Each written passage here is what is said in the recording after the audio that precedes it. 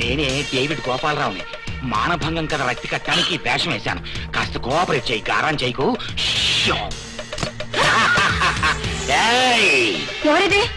ఎవరా? ఈ అవతారంలో ఇంకెవరుంటారే? రౌడీ నాయాళ్ళుంటారు. అంచేత నేను రౌడీని. కోట్ నాగుల్లా పేరు. మీరా?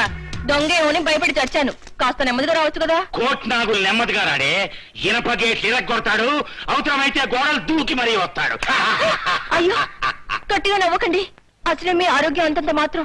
గుండెపోటు వచ్చినా వస్తుంది. ఇప్పుడెక్కడికి పోతావే శిలక? ఇన్నాళ్ళు నా కళ్ళల్లో కారం కొట్టి తప్పించుకు తిరిగావు కదే. తప్పించుకు తిరగడం ఏంటి నా బొంద?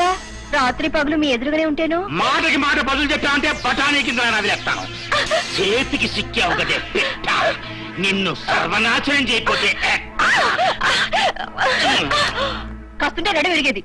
చేతగానప్పుడు ఇంటికి సరసాలు. సరసం కాదే, మానభంగం, రేప్. ఇప్పుడు నువ్వు నా చేతిలో నలిగిపోతావు. నీ బతుకు ఈ కోట్ నాగులు చించిన బిత్తరాక అవుద్ది. చెప్పు. నిజమేమి చేస్తారా? ఎస్. అయితే ఉండండి, తలుపేసి వస్తాను.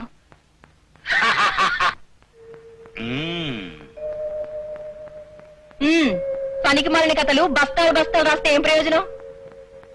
నిన్న రాసిన రేప్ కథే రోజు రాయండి. రోజు ఇదే వేషం వేయమంటూ ఏం బాగోలేదే మేరీ? నాకు బాగుంటుందండి. ఏమండి ఏమండి, మీరు రోజు నేషనల్ రేప్, ఇంటర్నేషనల్ రేప్ కథలే రాయాలండి. ఇలాగే రోజు రౌడీ వేషం వేసుకోవాలండి. రోజు ఇదే వేషం వేస్తే విసుగు పుడుతుంది. పైగా నా ప్రాణం పోతోంది.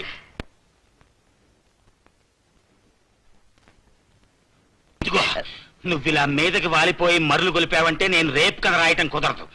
నేను రేప్ కథ రాయాలి అంటే నాకు మానభంగం 3 క్రియేట్ కావాలి. మీకు 3 క్రియేట్ కావాలంటే నేనేం చెయ్యాలండి? నన్ను చూసి నువ్వు భయపడాలి. మిమ్మల్ని చూస్తే నేనెందుకు భయపడతానండి?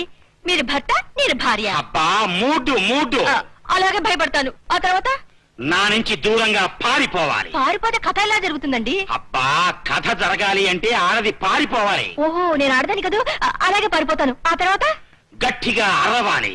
చెప్పండి, కథ ఇంట్రెస్టింగ్ గా జరుగుతున్నప్పుడు ఎలాగండి అరవటం? అబ్బా, మూడు అలాగే మీ 3 కోసం అయితే ఇల్లు అదిరిపోయేలా గరుస్తాను. ఆ తర్వాత ముందు ఇంతవరకు జరగని, ఆ తర్వాత ఆలోచిద్దాం. పట్టు. ఏయ్! ఏయ్! నన్ను తప్పించుకుని ఎక్కడికి పారిపోలేదే. ఆగు, మర్యాదగా లొంగిపో. నువ్వు అరిచినా మొత్తుకున్నా నేను వదిలిపెట్టను.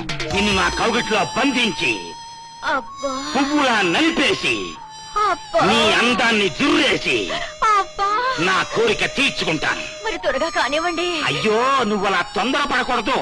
సహాయం కోసం అరిచి కేకలు పెట్టాలి. అలాగే, రక్షించండి. నిన్ను నాశనం చేస్తాను. నాశనం చేస్తాను. ఎవరొచ్చినా నిన్ను వదిలిపెట్టను. ఏయ్!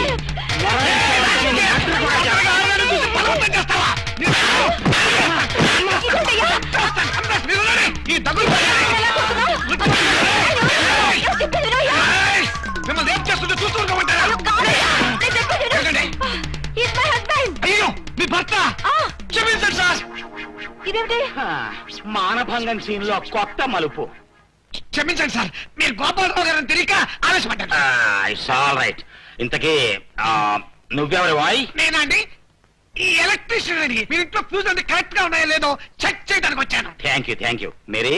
పాపం కుర్రాడు మన కోసం కష్టపడి వచ్చాడు. అనవసరంగా ఆయాస పడిపోయాడు. కొంచెం టీ పట్టరా మా ఇద్దరికి. అలాగే. ఏమిటో అల్లుడు, మారు వేషంలో మా ఇంట్లో ప్రవేశించావు. అసలు వేషంలో వస్తే అత్తగారు వాతలు పెడుతుందని. సరే, జ్యోతిని బలవంతంగా లాక్కొచ్చేసిందండి అత్తగారు. తెలుసు. జ్యోతి నేను ప్రేమించుకున్నాం, పెళ్లి చేసుకోవాలనుకుంటున్నామండి. అది తెలుసు. ఈ పెళ్లి మీ చేతులతో జరిపించాలి. ఇదిగో, ఈ అడ్రస్ లో నా ఫ్రెండ్ ఉన్నాడు. నువ్వు వాడిని కలు. అన్ని ఏర్పాట్లు వాడే చేస్తాడు. జ్యోతిని ఎలాగోలా అక్కడ పంపుతాను. కరెంటు కురాడేమయ్యాడు? ఎలక్ట్రిసిటీ బోర్డ్ చైర్మన్ గారింటో కరెంటు పోయిందట. ఫ్యూజ్ వేయడానికి వెళ్ళాడు. ఆ టీ టీ తాగటం కాదు, మళ్ళీ మీరు ఆ రౌడీ వేషం వేసుకోవాలి. ముందా విగ్గి పెట్టుకోండి. పోసి నీ అమ్మ కడుపు మాడిపోను. నీకు ఇదెక్కడ పిచ్చే?